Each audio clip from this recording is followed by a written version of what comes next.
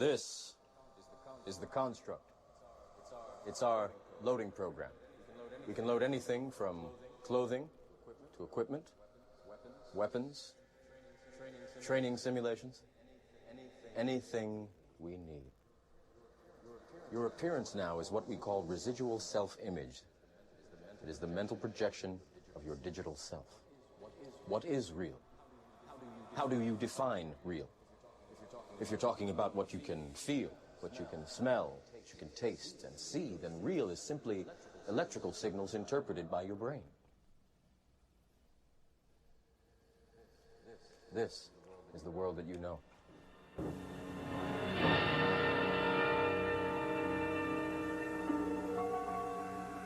There is nothing wrong with your television set. Do not attempt to adjust the picture. We are controlling transmission. We will control the horizontal. We will control the vertical. We can change the focus to a soft blur or sharpen it to crystal clarity. Sit quietly and we will control all that you see and hear. Sit quietly and we will control all that you see and hear. Sit quietly and we will control all that you see and hear. Sit quietly and we will control all that you see and hear. Sit quietly and we will control all that you see and hear. You are about to participate in a great adventure. And one day, I saw you sit down. But in the rubble that day was a book. You picked it up, you studied it. And I thought I saw a way. I knew.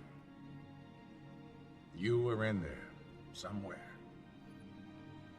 I just had to find a way to bring you back.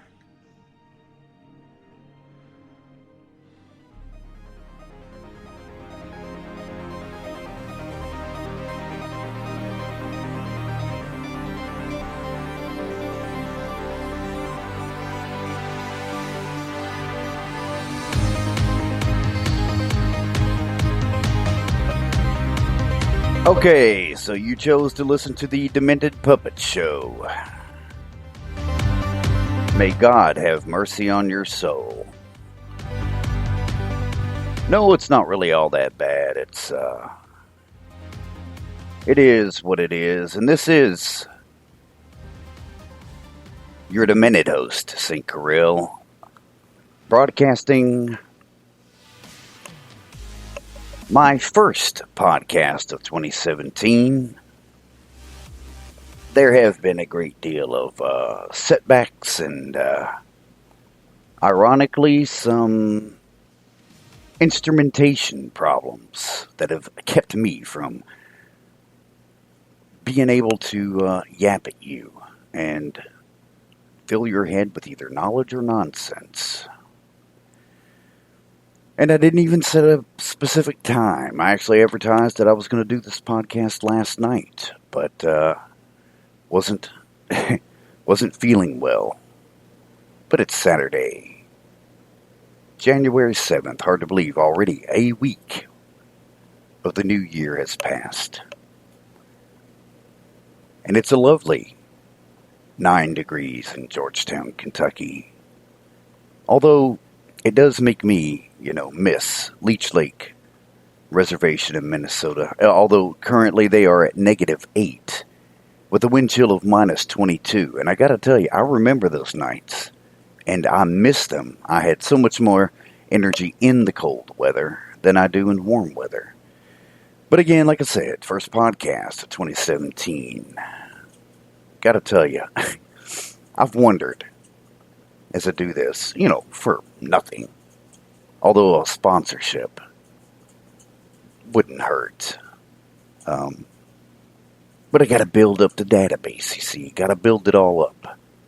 But I've wondered how some of the world's greatest and well-known radio talk show hosts have the stamina to continue daily when you feel like crap. Night after night, day after day, they go live, they go on air. and feel like crap.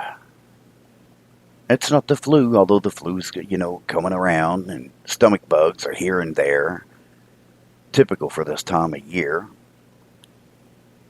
But I suppose when people like Rush Limbaugh, now I'm not a fan of Rush Limbaugh. I'm not against Rush Limbaugh, but his ability, he's in a contract, and he signed this contract 4 years ago, which he renewed in August of last year. He signed a contract for Clear Channel Communications, where he agreed to a mere $400 million for 4 years of doing whatever he does, pissing people off, upsetting them, whatever. And as I said, in August of last year, he signed an extension of that contract, which means he makes $274,000 per day.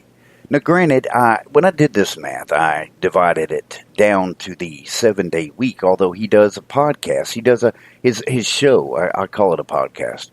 When you reach his level, can you call it a mere podcast?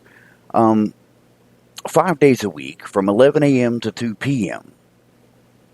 3 hours a day. Now, I understand that because I've done this, the amount of research that's involved in gathering information and interviews and things like that is very time consuming. He may well put in 12 hours a day or 14 hours a day and then broadcast for only those 3.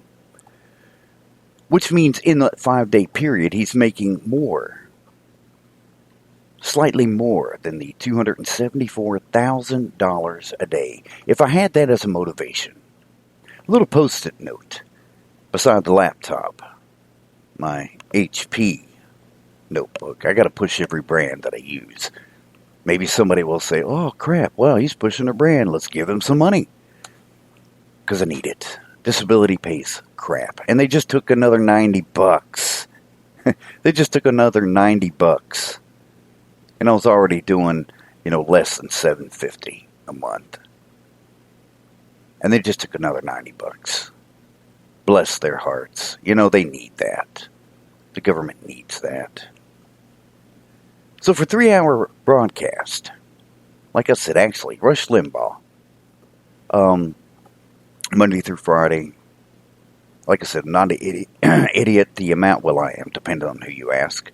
The amount of research involved, like I said, I still have trouble wrapping my head around what it must be like to, in one day, make enough to buy more than one house, as many automobiles. I mean, his net worth, I think, is $38 million from books and everything. But when you think $275,000, I think I could be motivated every freaking day. Because I've got a plan, I've got an agenda, just like everybody else. And speaking of that agenda, when you begin to delve into things, and I'm going to say this in a very, very loose way, when you begin to delve into things and you discover things that pose a threat to, say, the state, or the mentality of those who run the state. As Socrates found out when he was forced to drink, hemlock. He was sentenced to death for corrupting the minds of the youth and letting the young people know that they do not have to worship the prescribed gods that the state spoke of.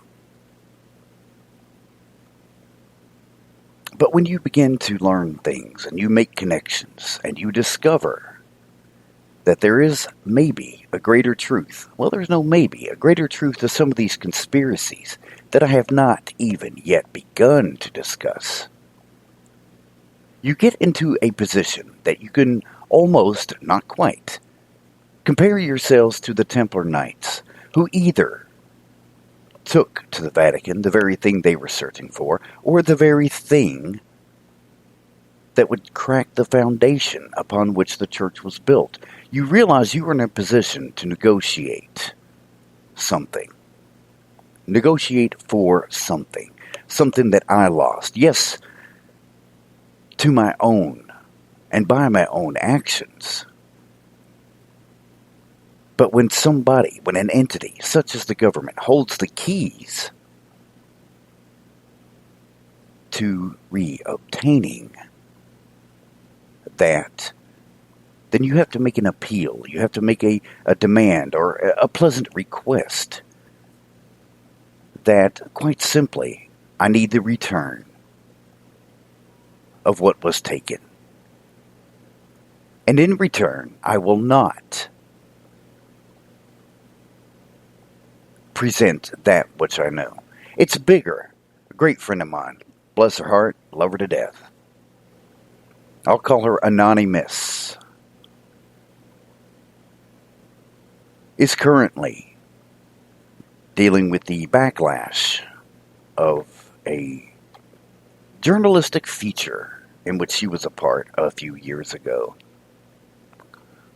And the legal, well, I'll say legal. I'll just say she got the attention of the powers that be, among with a few other, investigators.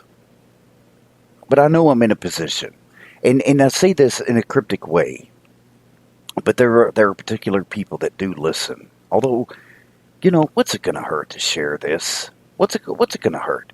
I mean, I look at this as a pillar.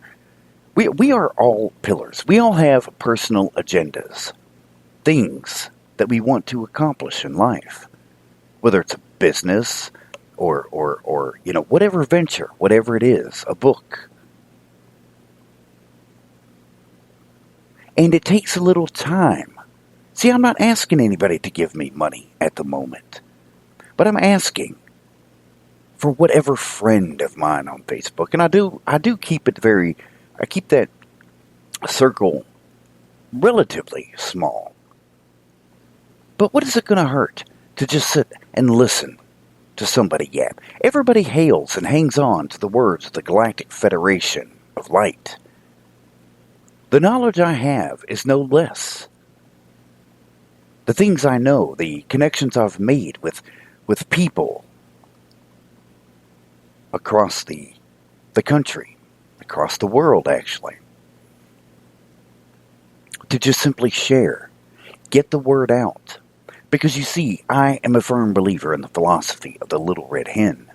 Now, the story of the Little Red Hen is in this little farmyard. She's going to make some bread, this Little Red Hen. And she goes, long story short, she goes and asks all these other farm animals to help contribute to the process of making the bread, from grinding the corn and processing the meal and blah, blah, blah, blah. And no one wants to help her.